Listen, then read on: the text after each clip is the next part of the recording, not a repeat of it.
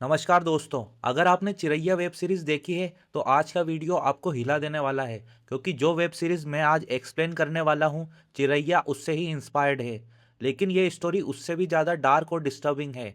इसीलिए वीडियो को एंड तक जरूर देखना, और आपको मेरा एक्सप्लेनेशन पसंद आए तो वीडियो को लाइक करना और चैनल को सब्सक्राइब करना। सीजन 1 की शुरुआत होती है एक दुल्हन से जिसका नाम है नंदिनी। वो दुल्हन के जोड़े में खड़ी है और उसके साथ उसकी भाभी संपूर्णा भी मौजूद है। लेकिन तभी सीन कट हो जाता है और हम पहुंच जाते हैं एक हफ्ते पहले। यहाँ संपूर्णा अपने देवर रক্তিम की शादी की तैयारियों में लगी होती है। सब कुछ ठीक चल रहा होता है। तभी अचानक रক্তিम की माँ आकर कहती है ये शादी नहीं हो सकती। दूसरी तरफ नंदिनी भी अपने माता पिता के साथ शादी की तैयारी कर रही होती है। लेकिन तभी रক্তিम के पापा का फोन आता है और वो साफ कह देते हैं कि ये शादी नहीं होगी। ये सुनकर नंदिनी के माता पिता बुरी तरह परेशान हो जाते हैं। अब सीन फिर बदलता है। रক্তিम की माँ संपूर्णा के पति प्रीतम को बुलाती है। वहीं पर रক্তিम भी मौजूद होता है। उसके बाद वो कुछ दूसरी लड़कियों की फोटो दिखाकर कहती है कि शादी उसी दिन होगी, लेकिन किसी और लड़की से। ये सुनकर रক্তিम गुस्से में वहां से निकल जाता है। घर लौटने के बाद भी रক্তিम अपनी माँ पर बहुत गुस्सा होता है। तभी संपूर्णा बीच में आती है और अपनी सास से कहती है कि रক্তিम सिर्फ नन्ही से ही शादी करेगा। इसके बाद वो एक पूजा करवाती है ताकि दोनों की कुंडली मिल सके, और आखिरकार रক্তিम और नंदिनी की शादी हो जाती है।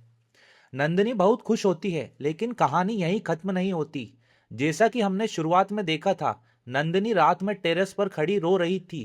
तभी संपूर्णा वहां आती है और पूछती है क्या हुआ, इतनी रात को यहाँ क्या कर रही हो। नंदिनी कुछ नहीं कहती, बस रोने लगती है। संपूर्णा उसे समझाते हुए कहती है पहली बार ऐसा होता है, सब ठीक हो जाएगा, और उसे कमरे में ले जाती है। अब सीन फिर चेंज होता है। नंदिनी अपने हनीमून के लिए पैकिंग कर रही होती है। वहीं दूसरी तरफ संपूर्णा की दोस्त स्मिता, जो एक एनजीओ में काम करती है, उसे एक नया प्रोजेक्ट ऑफर करती है। लेकिन उसके पास टाइम नहीं होता तो वह मना कर देती है। अब हम देखते हैं नंदिनी और रক্তিम को, जहां सब कुछ नॉर्मल लग रहा होता है। लेकिन अचानक रক্তিम अपने भाई प्रीतम को फोन करता है और घबराकर कहता है नंदिनी मिसिंग है। संपूर्णा तुरंत पूछती है क्या तुमने पूरा होटल चेक किया। रক্তিम स्टाफ के साथ मिलकर नंदिनी को ढूंढता है और आखिरकार नंदिनी टेरेस पर मिल जाती है। इसके बाद दोनों घर लौट आते हैं। घर पहुंचकर संपूर्णा नंदिनी से पूछती है कि क्या हुआ था। तब नंदिनी अपने शरीर पर बने निशान दिखाती है जो कि रক্তিम ने दिए होते हैं। यह देखकर संपूर्णा हैरान रह जाती है। उसे यकीन ही नहीं होता कि रক্তিम ऐसा कर सकता है। वो पूछती है क्या तुमने उसे रोका नहीं। नंदिनी रोते हुए सब बताती है, और यह सुनकर संपूर्णा अंदर से पूरी तरह हिल जाती है। अब सीन शिफ्ट होता है। संपूर्णा और प्रीतम बात कर रहे होते हैं। प्रीतम पूछता है क्या हुआ, तुम अभी भी नंदिनी और रক্তিम को लेकर परेशान हो। और फिर वो कहता है नंदिनी शायद मेंटली डिस्टर्ब है, हम देख लेंगे। लेकिन इस बार संपूर्णा गुस्से में आ जाती है और कहती है मेंटली डिस्टर्ब नंदिनी नहीं है, तुम्हें पता भी है रক্তিम ने क्या किया है। वो सारी सच्चाई प्रीतम को बता देती है और कहती है तुम अपने भाई से बात करो।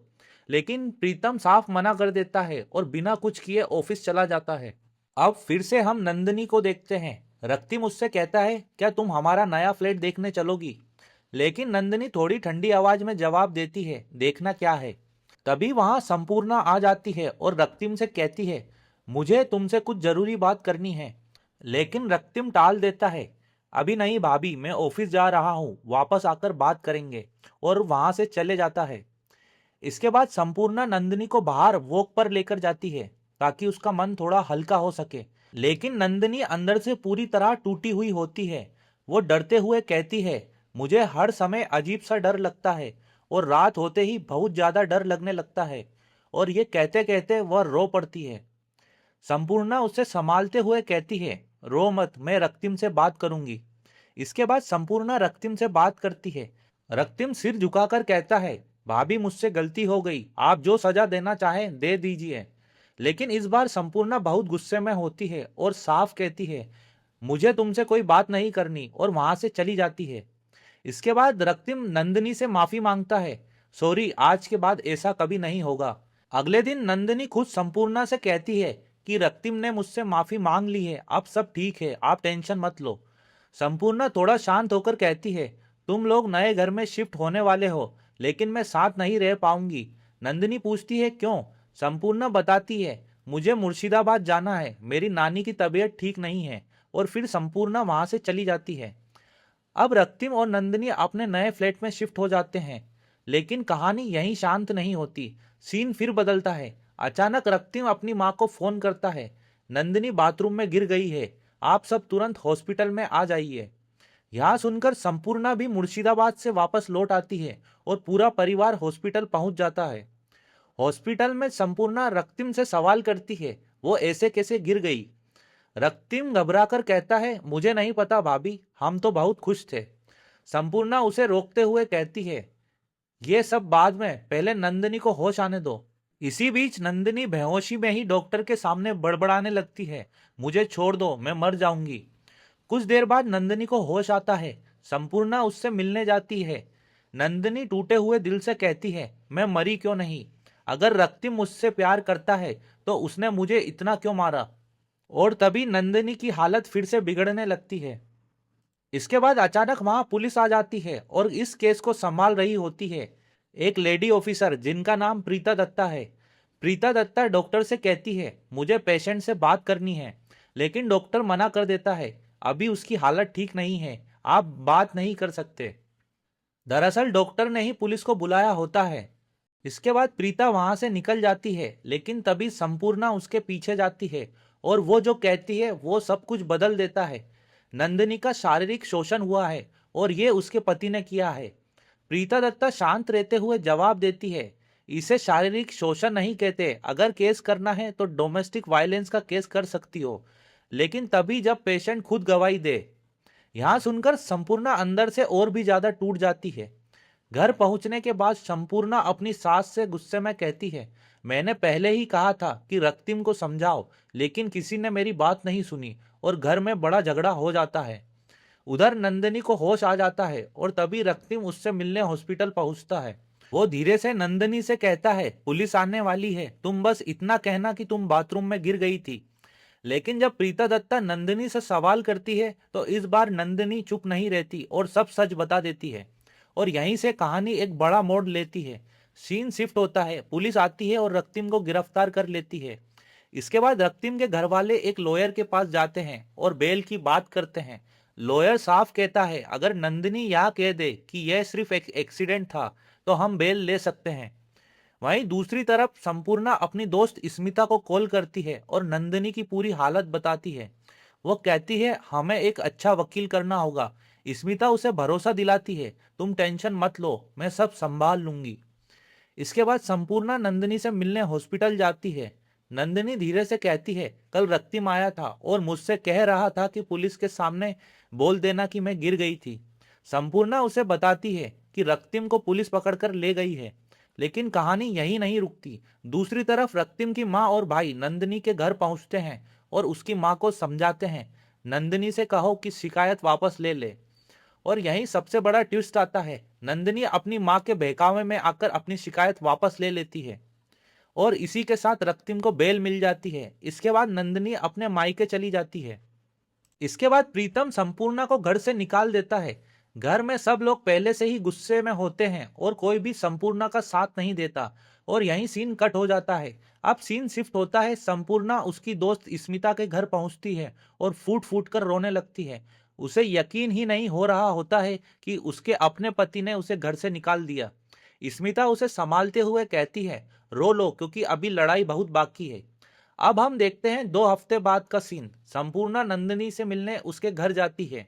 नंदिनी उसे कहती है, आई एम सॉरी दीदी, मैं क्या करूं, रক্তিम ने मुझे कई बार माफी मांगी। फिर वो बताती है अपने बर्थडे पर वो मेरी फेवरेट जगह ले जाएगा। तभी नंदिनी की माँ वहां आ जाती है और कहती है अब नंदिनी को रेस्ट करना है। संपूर्णा चुपचाप वहां से चली जाती है। इसके बाद रক্তিम नंदिनी को उसके बर्थडे पर रेस्टोरेंट लेके जाता है। सब कुछ ऊपर से फिर से नॉर्मल दिख रहा होता है, लेकिन जैसे ही नंदिनी वॉशरूम जाती है वहां संपूर्णा और स्मिता पहले से मौजूद होती हैं।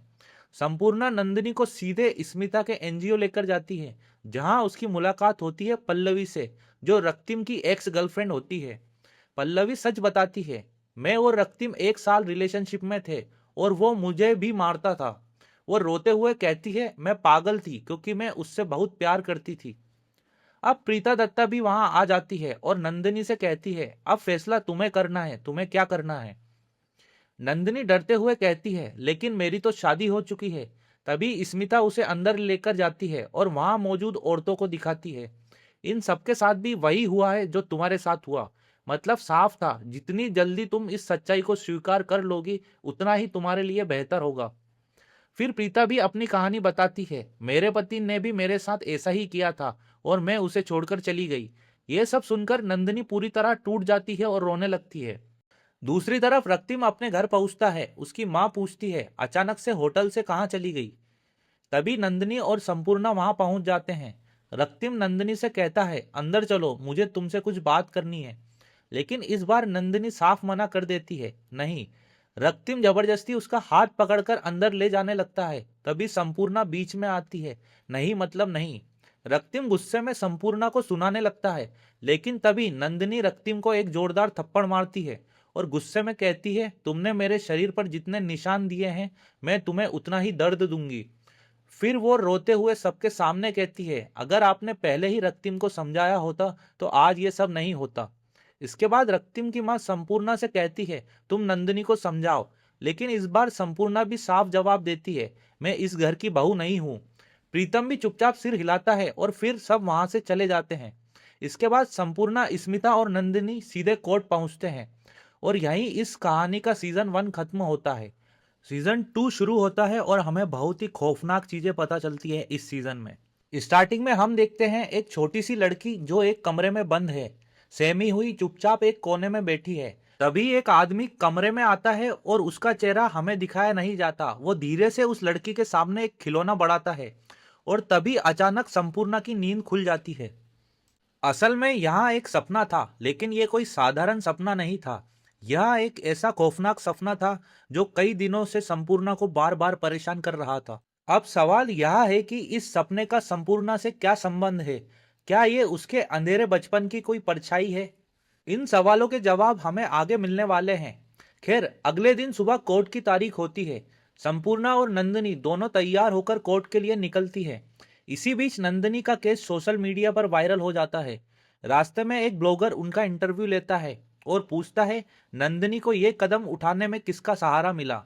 नंदिनी भावुक होकर बताती है, मेरे ससुराल में मुझे हमेशा दवाइयों के सहारे रखा गया और यहाँ तक कि घर की काम वाली ने भी मेरे खिलाफ झूठी गवाही दी। वहीं दूसरी तरफ काम वाली उल्टा बयान देती है कोर्ट में, रক্তিम तो बहुत सीधा साधा है, उसने तो आज तक किसी को चोट तक नहीं पहुंचाई। अब कोर्ट का सीन आता है जहां नंदिनी का वकील भी अपनी बात उतनी मजबूती से नहीं रख पाता, जिससे यह केस धीरे धीरे कमजोर पड़ता हुआ नजर आता है। नंदिनी घबराकर संपूर्णा से कहती है, दीदी जिस तरह झूठी गवाही सामने आ रही है, मुझे नहीं लगता हम यह केस जीत पाएंगे। दोनों ही अंदर से टूटने लगती हैं, लेकिन फिर भी उम्मीद पूरी तरह नहीं छोड़ती। अब सीन शिफ्ट होता है। संपूर्णा के मायके का माहौल दिखाया जाता है, एक छोटा सा लेकिन खुशहाल परिवार जहां उसकी माँ, भैया, भाभी और एक प्यारी सी भतीजी रहती है। अब नंदिनी भी इस घर का हिस्सा बन चुकी है, लेकिन संपूर्णा का मन अभी भी उसी डरावने सपने में अटका हुआ है। ऑफिस में बैठी संपूर्णा गहरी सोच में डूबी रहती है। तभी उसकी दोस्त स्मिता पूछती है, क्या हुआ, तुम इतनी परेशान क्यों हो। संपूर्णा उसे अपने उस डरावने सपने के बारे में बताती है और ये सुनते ही स्मिता के चेहरे से साफ पता चलता है कि वो इस सच को पहले से जानती है। स्मिता उसे समझाते हुए कहती है, पुरानी बातें याद करने से क्या फायदा, वो इंसान अब कभी वापस नहीं आएगा। यहीं से पहली बार पता चलता है कि उस डरावने सपने का सीधा संबंध संपूर्णा के बचपन से है, एक ऐसा अतीत जिसे वो पीछे छोड़ चुकी थी, लेकिन अब वो डर फिर से लौट रहा है। संपूर्णा खुद भी कहती है, पता नहीं इतने सालों बाद ये सपना अब क्यों आ रहा है, मैंने तो सब कुछ भुला दिया था। अब सीन फिर बदलता है। संपूर्णा का ससुराल दिखाया जाता है। उसके सास ससुर आपस में बात कर रहे होते हैं। तभी उसका पति प्रीतम चाय लेकर आता है। उसकी माँ कहती है, आज शाम घर पर ही रहना, लॉयर आने वाले हैं और जो वो बताएंगे वही बोलना है कोर्ट में। लेकिन प्रीतम जवाब देता है, मैं वही बोलूंगा जो मुझे सही लगेगा, किसी के कहने पर नहीं। तभी उसका भाई बीच में टोकता है, भैया को लॉयर की क्या जरूरत, उन्हें तो अपनी बीवी की सुननी है। और फिर वो ताना मारते हुए कहता है, रोज दोनों साथ में चाय पीते नजर आते हैं, ये सुनते ही माँ का गुस्सा फूट पड़ता है। उन्हें लगता था कि प्रीतम और संपूर्णा का रिश्ता खत्म हो चुका है, लेकिन यहाँ सच्चाई जानकर वो पूरी तरह भड़क जाती है और गुस्से में कहती है अगर ऐसा है तो वह भी अपनी बीवी के पास चले जाए। घर का माहौल पूरी तरह गर्म हो जाता है और प्रीतम वहां से उठकर चला जाता है। उसी शाम प्रीतम और संपूर्णा एक पार्क में बैठे होते हैं। प्रीतम उदास होकर कहता है, जिन लोगों को मैं इतने सालों से अपना समझता था, आज वो ही मुझे अजनबी लग रहे हैं। उसके बाद वह कहता है, इस घर में अब मुझे घुटन होने लगी है। वो बताता है कि पिछले 2 दिनों से वो एक नया फ्लैट देख रहा है और चाहता है कि संपूर्णा भी उसके साथ वहां शिफ्ट हो जाए। लेकिन संपूर्णा शांत होकर उसे समझाती है, अगर तुम भी घर छोड़ दोगे तो मम्मी पापा बिल्कुल अकेले पड़ जाएंगे। वो आगे कहती है, हो सकता है कि कल या परसों रক্তিम को जेल जाना पड़े, ऐसे में उन्हें कौन संभालेगा। और फिर एक बहुत गहरी बात कहती है, भले ही उन्होंने मेरे साथ सही बर्ताव नहीं किया, लेकिन आखिरकार वो तुम्हारे माता पिता है और मेरे सास ससुर, हम उनको ऐसे नहीं छोड़ सकते। दरअसल खुद घर से अलग रहने के बावजूद भी संपूर्णा के मन में आज भी उस घर की चिंता थी। इसीलिए वो प्रीतम को धैर्य रखने के लिए कहती है और घर छोड़ने से मना कर देती है। प्रीतम कुछ नहीं कहता, लेकिन जाते जाते वो संपूर्णा को एक गिफ्ट देता है, उसकी भतीजी तितली के जन्मदिन के लिए। इतने तनाव के बीच भी प्रीतम को यह बात याद रहती है। यहाँ देखकर संपूर्णा के चेहरे पर हल्की सी मुस्कान आ जाती है। अब सीन बदलता है, तितली का जन्मदिन दिखाया जाता है। पूरे घर में खुशी और उत्साह के साथ उसका जन्मदिन मनाया जाता है। सबके कहने पर नंदिनी भी एक खूबसूरत गाने पर परफॉर्म करती है, लेकिन परफॉर्मेंस के बीच में ही उसे एक जरूरी कॉल आता है और वो चुपचाप वहां से चली जाती है। थोड़ी देर बाद संपूर्णा उसे ढूंढते हुए उसके कमरे में पहुंचती है, जहां नंदिनी बहुत परेशान बैठी होती है। नंदिनी कहती है, नया वकील रखना बहुत महंगा पड़ रहा है। वह कहती है कि अगर मैं ये शादी के गहने बेच दूं तो कितने पैसे मिल सकते हैं। ये सुनते ही संपूर्णा तुरंत मना कर देती है, कुछ भी हो जाए ये गहने नहीं बिकेंगे। वो उसे भरोसा दिलाती है, हम कोई और रास्ता जरूर निकाल लेंगे। लेकिन उनकी ये सारी बातें संपूर्णा की माँ बाहर से सुन रही होती है। नंदिनी की हालत देखकर उनका दिल भर जाता है। वो अंदर आती है और नंदिनी से कहती है, बेटा इस तरह टूटने से कुछ नहीं होगा, अब सब कुछ नया सोचना पड़ेगा। फिर वो अगली कोर्ट डेट के बारे में पूछती है। यह सब सुनकर संपूर्ण थकी हुई आवाज में पूछती है, अब क्या हल निकलेगा। माँ कुछ पल के लिए चुप हो जाती है। उनके चेहरे पर पुराना दर्द साफ झलकने लगता है, जैसे कोई पुराना जख्म फिर से हरा हो गया हो। लेकिन वो खुद को संभालती है और बिना कुछ कहे नंदिनी की तरफ खीर का कटोरा बढ़ा देती है। कुछ दिन बाद कोर्ट की अगली सुनवाई होती है। इस बार प्रीतम से भी पूछताछ होती है, लेकिन उसके बयान को ज्यादा अहमियत नहीं मिलती, क्योंकि उसने जो कहा वो सब संपूर्णा से सुनी हुई बातें थी। उसने ना खुद कुछ देखा था, ना ही नंदिनी से सीधे कुछ सुना था। दूसरी तरफ रক্তিम के घर वालों ने पैसे का खेल खेल दिया था। डॉक्टर और नौकरानी दोनों को खरीद लिया गया था और अब वो झूठी गवाही देने को तैयार थे। यह सब देखकर केस धीरे धीरे नंदिनी के खिलाफ जाता दिख रहा था। नंदिनी और संपूर्णा दोनों अंदर से टूटने लगी थी। लेकिन तभी कोर्ट में एक नई एंट्री होती है, मिस्टर लहरी की, एक बहुत ही नामी और ताकतवर सुप्रीम कोर्ट के वकील। उन्हें देखकर खुद जज भी चौंक जाते हैं। लेकिन संपूर्णा के लिए यह सिर्फ एक वकील नहीं था। जैसे ही वो नाम सुनती है उसकी सांसें रुक जाती है और जैसे ही वो उसे देखती है उसके पैरों तले जमीन खिसक जाती है, क्योंकि वो कोई और नहीं बल्कि वही इंसान था जिसने संपूर्णा का बचपन तबाह किया था। और दरअसल वो इंसान कोई और नहीं बल्कि संपूर्णा का मामा था। वही इंसान जिसकी गंदी हरकतों का सामना संपूर्णा ने बचपन में किया था और उसी की वजह से वो आज तक अपने सपनों में डरकर जाग रही थी। कोर्ट में उसे सामने देखकर संपूर्णा पूरी तरह हिल जाती है। दूसरी तरफ रক্তিम और उसका परिवार भी लहरी की एंट्री से सन्न रह जाते हैं। लेकिन संपूर्णा की भाभी खुश होती है। उन्हें लगता है कि अब केस जीतने की उम्मीद और बढ़ गई है। लेकिन संपूर्णा के लिए यह सब किसी डरावने सपने से कम नहीं था। उसकी हालत अचानक बिगड़ने लगी, उसे घुटन होने लगी और वो बिना कुछ कहे सीधे कोर्ट से बाहर निकल जाती है। रास्ते भर उसे अपने बचपन की वही डरावनी यादें सताती रहती है। जब वो मायके पहुंचती है तो उसकी हालत देखकर सब हैरान रह जाते हैं। वो चुपचाप अपने कमरे में जाकर बैठ जाती है। उसी शाम लहरी घर पर आते हैं और सबके लिए गिफ्ट लाते हैं। यहाँ तक कि संपूर्णा के लिए भी एक खास तोहफा लाते हैं। लेकिन संपूर्णा के पास अब किसी से बात करने की ताकत भी नहीं बची थी। सबको लगता है कि उसकी तबीयत ठीक नहीं है। तभी शाम को प्रीतम का कॉल आता है। वो गुस्से में पूछता है, उस घिनौने इंसान को वापस कौन लाया? संपूर्णा जवाब देती है, मुझे कुछ नहीं पता।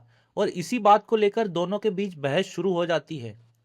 सच ये था कि संपूर्णा ने अपने अतीत के जख्म कभी छुपाए नहीं थे। बचपन में उसे यौन शोषण का सामना करना पड़ा था, जिसने उसे अंदर से पूरी तरह तोड़ दिया था। यहाँ तक कि वो अपने पति के साथ भी कंफर्टेबल महसूस नहीं कर पाती थी। तब प्रीतम ने ही एक अच्छे साइकोलॉजिस्ट की मदद से उसका इलाज करवाया।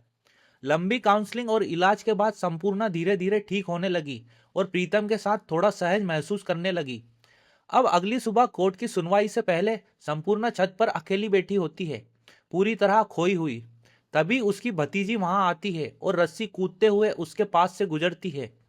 यहाँ देखकर संपूर्णा को अपना बचपन याद आ जाता है, जब वो भी इसी तरह खेला करती थी। लेकिन तभी उसके मामा ने उसे अकेला पाकर अपनी गंदी हरकत का शिकार बना लिया था। ये याद आते ही संपूर्णा अंदर से टूट जाती है। वो उस दिन को याद करती है जब उसने अपनी माँ को सब कुछ बताया था, लेकिन माँ ने बदनामी के डर से उसे ही चुप करा दिया था। उन्होंने साफ कह दिया था कि इस बारे में किसी को कुछ मत कहना। उस दिन उसकी अपनी माँ भी उसका साथ नहीं दे पाई थी। इन सारी यादों में डूबी संपूर्णा पूरी तरह टूट जाती है और बिना रुके सीधे पूजा घर में अपनी माँ के पास जाती है। इस बार उसका गुस्सा फूट पड़ता है। वो पूछती है, आपने उस इंसान को वापस इस घर में क्यों आने दिया? माँ शांत लेकिन थकी हुई आवाज में जवाब देती है, मैंने यह सब नंदिनी के लिए किया है, क्योंकि वही उसका केस लड़ रहा है। और वो बार बार कहती है, धीरे बोलो, कोई सुन ना ले। तभी नंदिनी वहां आ जाती है और कहती है, चलो कोर्ट के लिए तैयार हो जाओ। अब सीन शिफ्ट होता है कोर्ट रूम पर। इस बार कटघरे में होती है संपूर्णा। जैसे ही उसकी नजर सामने खड़े अपने मामा पर पड़ती है, उसका पूरा शरीर कांपने लगता है। सवाल पूछे जाते हैं, लेकिन संपूर्णा की आंखों के सामने सिर्फ वही अंधेरे पल घूमते रहते हैं, वो पल जहां उसके बचपन को कुचला गया था। कटघरे में खड़ी संपूर्णा अब खुद को संभाल नहीं पा रही थी। उसका सिर चकराने लगता है। जज तुरंत उसे नीचे उतरकर आराम करने के लिए कहता है। उस दिन के बाद जब से लहरी घर आने लगा था, संपूर्णा की जिंदगी बदल गई थी। वो जानबूझकर देर रात तक बाहर रहने लगी थी, ताकि उसे उस इंसान का सामना न करना पड़े। लेकिन उसका मामा अभी भी वैसा ही था। वही गंदी नजरें, वही इंतजार। वो रात भर जागता रहता, बस इस इंतजार में कि कब संपूर्णा घर लौटे और वो उसे फिर से परेशान कर सके। इस लगातार मानसिक तनाव ने संपूर्णा को अंदर से तोड़ना शुरू कर दिया था। एक रात वो नंदिनी से ये सब शेयर करने की कोशिश करती है, लेकिन जैसे ही वो मामा का नाम लेती है, नंदिनी तुरंत बोल पड़ती है, इन दिनों मामा जी ने तो पूरा केस ही पलट दिया। हम जैसे लोगों के लिए वो तो भगवान है। यह सुनकर संपूर्णा का दिल बैठ जाता है। वो कुछ नहीं कहती। नंदिनी की उस मासूम खुशी को देखकर वो चुप रह जाती है। अगली सुनवाई की सुबह संपूर्णा अपनी दोस्त स्मिता से दिल की बात करती है, मुझे अब कोर्ट जाने में अच्छा नहीं लगता। तभी पुलिस ऑफिसर प्रीता उसे कोर्ट चलने के लिए कहती है, लेकिन संपूर्णा काम का बहाना बनाकर जाने से मना कर देती है। उधर कोर्ट में इस बार रক্তিम के घर की कामवाली को पेश किया जाता है। मिस्टर लहरी की मजबूत दलीलों और सबूतों के सामने वो भी टूट जाती है और सच कबूल कर लेती है। वह कहती है कि मुझे चुप रहने के लिए पैसे दिए गए थे। वो बताती है कि उसकी बेटी की शादी का पूरा खर्चा, गहनों से लेकर बाकी जरूरतों तक, सब कुछ रক্তিम के परिवार ने उठाया था। इस गवाही के बाद केस की दिशा पूरी तरह पलट जाती है। कोर्ट खत्म होते ही नंदिनी खुशी से संपूर्णा को फोन करती है और उत्साहित होकर सब कुछ बताती है। साथ ही कहती है, आज मामा की तरफ से डिनर प्लान है। लेकिन संपूर्णा मना कर देती है, मुझे काम है, मैं नहीं आ पाऊंगी। और फिर घर के बाकी लोग डिनर के लिए चले जाते हैं। उस रात संपूर्णा अकेले घर लौटती है। फ्रिज में रखा ठंडा खाना खाकर बस अपना पेट भर लेती है। अब आता है फाइनल कोर्ट हियरिंग का दिन। इस बार मिस्टर लहरी नंदिनी के असिस्टेंट डॉक्टर को कोर्ट में बुलाते हैं। असल में डॉक्टर उस समय शहर से बाहर था और इसी का फायदा उठाकर असिस्टेंट डॉक्टर ने असली रिपोर्ट और सबूत छुपा दिए थे। इसके बदले उसे मोटी रकम दी गई थी। लेकिन जैसे जैसे सवाल तेज होते गए, वो भी टूट गया और उसने भी पूरा सच कबूल कर लिया। अब मिस्टर लहरी कोर्ट में असली रिपोर्ट्स और सबूत पेश करते हैं। सारे सबूत सामने आने के बाद नंदिनी केस जीत जाती है और कोर्ट के दौरान ही नंदिनी फोन करके संपूर्णा को बुलाती है और फिर कोर्ट में फैसला सुनाया जाता है। रক্তিम को 9 साल की सजा होती है।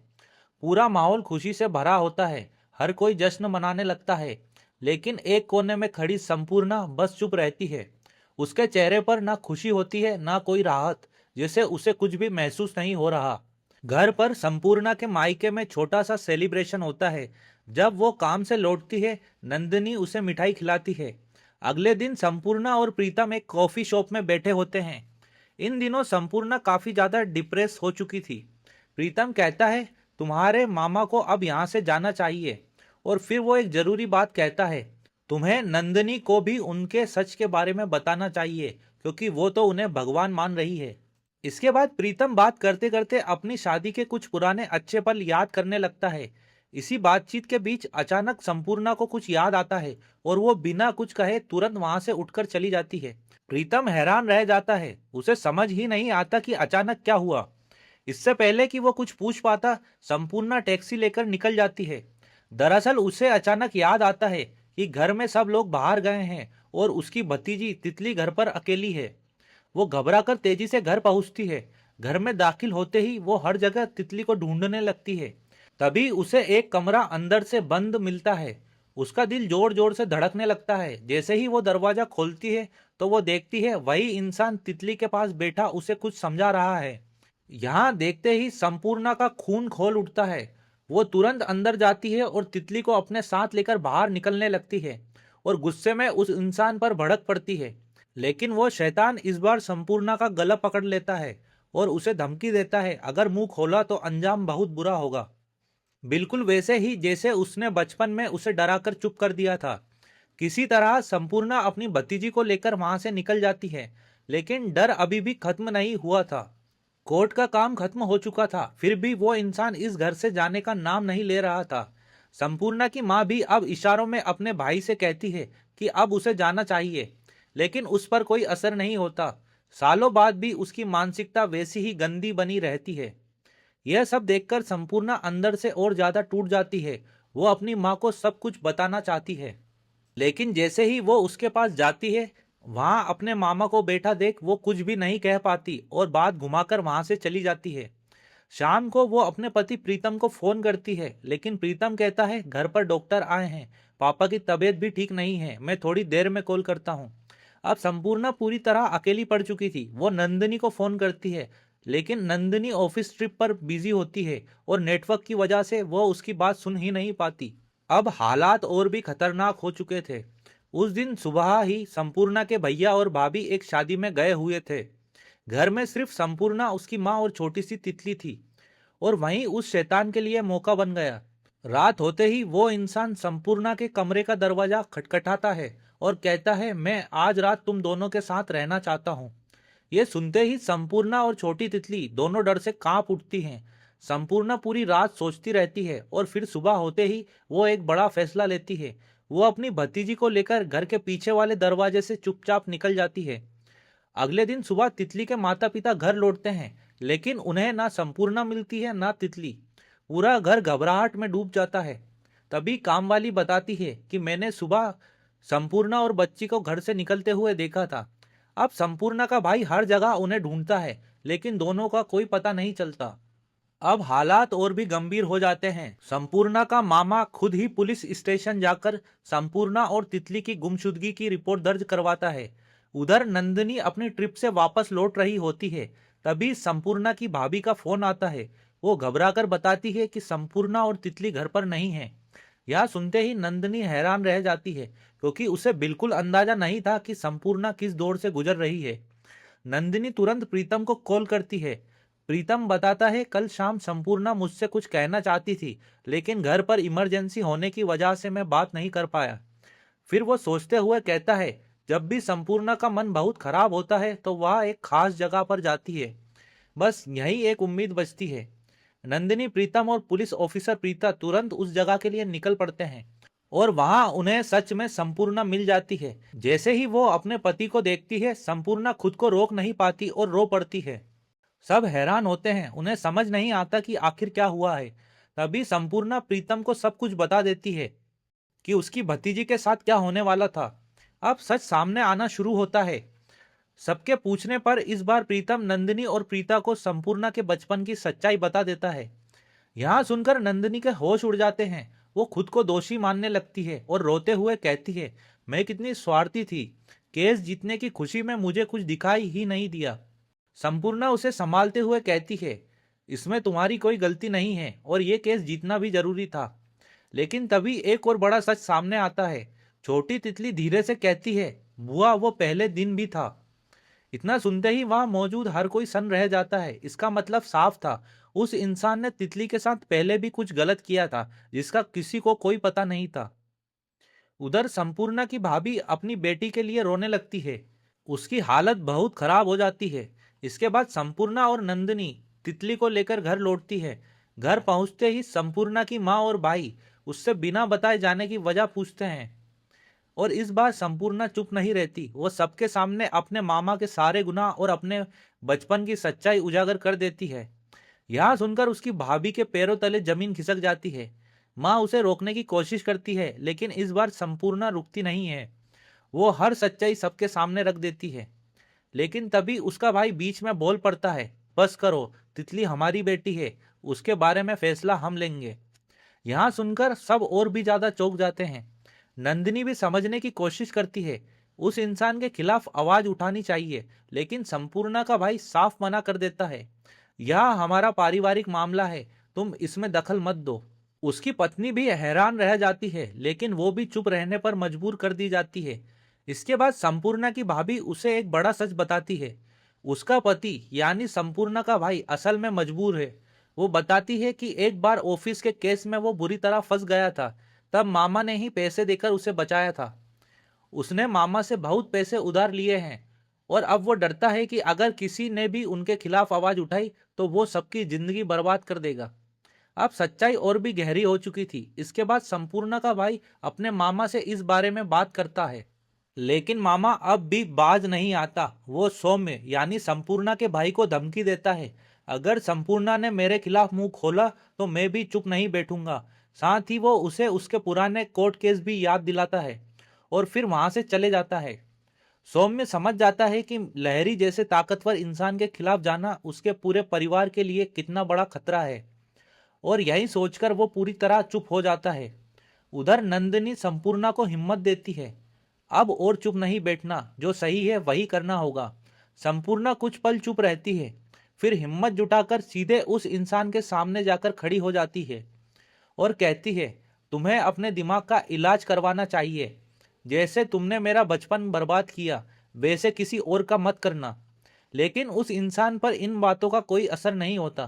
तभी नंदिनी भी वहां आ जाती है और साफ शब्दों में कहती है, अगर मुझे पहले पता होता कि तुम कितने घटिया इंसान हो तो मैं कभी तुमसे मदद नहीं मांगती। यह सुनकर मिस्टर लहरी ताना मारते हुए कहता है, अब तो सब जान गई हो तो जाओ, एफआईआर कर दो या कोर्ट में सबूत पेश कर दो। नंदिनी डटकर जवाब देती है, मुझे पता है तुम्हारी पहुंच कितनी है, कितने बड़े लोगों से तुम्हारे रिश्ते हैं, लेकिन फिर भी मैं यहाँ लड़ाई जरूर लड़ूंगी। और वो संपूर्णा को वहां से लेकर चली जाती है। इसके बाद दोनों पुलिस ऑफिसर प्रीता के पास जाती है और पूरी सच्चाई बताकर आगे क्या करना चाहिए यह सलाह लेती है। उधर प्रीतम भी संपूर्णा को समझाता है कि अब आवाज उठानी होगी। संपूर्णा डर रही होती है अपने परिवार और अपने भाई की वजह से, लेकिन आखिरकार वो एक बड़ा फैसला लेती है। वो नंदिनी को कॉल करती है और एफआईआर करने के लिए तैयार हो जाती है। अगली सुबह नंदिनी कहती है, तुमने बहुत सही फैसला लिया। लेकिन अचानक संपूर्णा की भाभी दौड़ते हुए आती है। घबराई हुई आवाज में कहती है, मामा तितली से कुछ अजीब सवाल कर रहा है। सब लोग घबराकर नीचे आते हैं और जो वो देखते हैं उसे देखकर सबके होश उड़ जाते हैं। लहरी छोटी सी तितली को गलत बातें सिखा रहा होता है। वह उसे बता रहा होता है कि कोर्ट में क्या बोलना है और क्या छुपाना है। पूरा परिवार वहां खड़ा होता है, लेकिन कोई भी कुछ बोल नहीं पाता। माहौल इतना भारी और डरावना हो चुका था। तभी संपूर्णा गुस्से में चिल्लाती है, मैं इसका असली चेहरा सबके सामने लाकर रहूंगी। अब सबको साफ समझ आ चुका था कि वो इंसान कितना गंदा और खतरनाक है। वो तितली से अजीब सवाल पूछता है और ये भी जानता है कि संपूर्णा मानसिक रूप से कमजोर है, इसीलिए वो उसे और ज्यादा डराने की कोशिश करता है। लेकिन तभी अचानक पुलिस आ जाती है और सबके सामने संपूर्णा को चाइल्ड ट्रैफिकिंग के केस में अरेस्ट कर लिया जाता है। यहाँ देखकर सब समझ जाते हैं कि यहाँ सब लहरी की चाल है। सौम्य अपने मामा से पूछता है, आपने ऐसा क्यों किया? मामा ठंडे अंदाज में जवाब देता है, मुझे डर था कि संपूर्णा मुझे नुकसान पहुंचाएगी, इसीलिए ये करना पड़ा।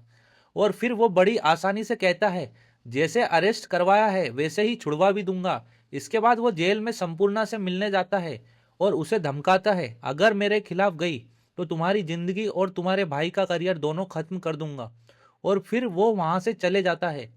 कुछ समय बाद संपूर्णा रिहा हो जाती है और अगली सुबह लहरी घर छोड़कर चले जाता है। लेकिन उसका डर अब भी सबके दिलों में बसा हुआ था, खासकर संपूर्णा के मन में, क्योंकि वो कुछ भी नहीं कर पाई थी। अब सीन शिफ्ट होता है ऑफिस पर।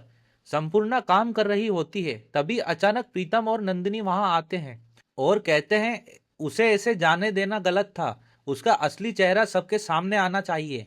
चाहे एफआईआर से कुछ ना हो, लेकिन कुछ तो करना होगा।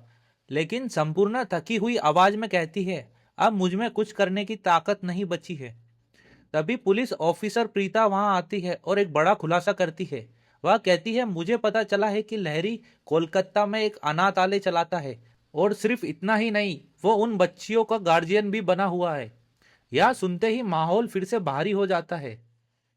प्रीता की बात यहीं खत्म नहीं होती। वो आगे बताती है, वो हर 2 महीने में कोलकाता जाता है, सस्ते लॉज में रुकता है और उन बच्चियों को भी वहां लेकर आता है। यहाँ सुनते ही सबका दिल दहल जाता है। किसी ने सोचा भी नहीं था कि वो इंसान इतना गिरा हुआ काम कर सकता है। अब संपूर्णा गहरी सोच में डूब जाती है। सबके मन में एक ही सवाल था, वो मासूम बच्चियां कितनी खतरनाक हालत में होगी। अब सीन बदलता है। रात का समय आता है। सौम्य अपने कमरे में चुपचाप बैठा होता है। वो अंदर से टूट चुका था। उसे इस बात का बहुत पछतावा था कि वो कुछ भी नहीं कर पाया। उसकी पत्नी अब उससे नफरत करने लगी थी, क्योंकि वो एक पिता होने का फर्ज नहीं निभा पाया था। वो उसे बहुत कुछ सुनाती है, लेकिन सौम्य के पास कोई जवाब नहीं होता और धीरे धीरे वो खुद से ही नफरत करने लगता है। उधर सीढ़ियों पर अकेली बेटी संपूर्णा गहरी उदासी में डूबी होती है। तभी उसकी माँ आकर उसके पास बैठती है। उनके चेहरे पर पछतावा साफ नजर आता है। वह कहती है, मैं एक माँ होकर भी तेरे लिए कुछ नहीं कर पाई। मैंने ही तुझे चुप रहने को कहा और तेरा साथ नहीं दिया। और फिर वो पहली बार अपनी बेटी से माफी मांगती है। अब चाहे कुछ भी हो जाए, मैं तेरे साथ हूँ। यहाँ सुनकर संपूर्णा भावुक हो जाती है। शायद इतने सालों बाद उसे वो साथ मिला था जिसकी उसे सबसे ज्यादा जरूरत थी। अब अगला दिन आता है। नंदिनी संपूर्णा के पास आती है और उसे एक लोकल न्यूज दिखाती है। खबर में बताया जाता है कि लहरी ने अनाथालय का नया ब्रांच खोला है और आज उसका उद्घाटन होने वाला है। नंदिनी गंभीर होकर कहती है, अगर अब भी हमने कुछ नहीं किया तो और भी कई बच्चियों की जिंदगी बर्बाद हो जाएगी। यहाँ सब सुनकर संपूर्णा घबरा जाती है। वह कहती है, मैं अकेले क्या कर सकती हूँ, मेरे पास कोई सबूत भी नहीं है। और फिर सबसे बड़ा डर सामने आता है, मैं तितली को इन सब में नहीं डालना चाहती, और अगर कुछ गलत हो गया तो भैया की जिंदगी और करियर भी बर्बाद हो सकता है। लेकिन ये सारी बातें सौम्य भी सुन रहा होता है। इस बार वो अपनी बहन के पास जाता है और कहता है, मुझे तुम पर पूरा भरोसा है, अगर कुछ भी हुआ तो मैं संभाल लूंगा। भाई की ये बातें सुनकर संपूर्णा को एक नई ताकत मिलती है और अब वो एक बड़ा फैसला लेती है। सभी के साथ मिलकर वो उस जगह पहुंचती है जहां उद्घाटन का कार्यक्रम चल रहा होता है। वहां छोटे छोटे बच्चे नाच गा रहे होते हैं। सब कुछ ऊपर से बहुत अच्छा दिख रहा होता है, लेकिन अंदर एक बहुत बड़ा सच छुपा होता है। जैसे ही कार्यक्रम खत्म होता है, लहरी को स्टेज पर बुलाया जाता है और उसी वक्त संपूर्णा पुलिस के साथ वहां पहुंच जाती है। वो सबको बाहर रुकने को कहती है और खुद अकेले अंदर जाती है। स्टेज पर खड़ा लहरी उसे देखकर घबरा जाता है। उसे समझ आ जाता है कि अब कुछ बड़ा होने वाला है। जैसे जैसे संपूर्णा स्टेज की तरफ बढ़ती है, लहरी के शब्द लड़खड़ाने लगते हैं और फिर संपूर्णा सीधे स्टेज पर पहुंचती है और माइक अपने हाथ में ले लेती है।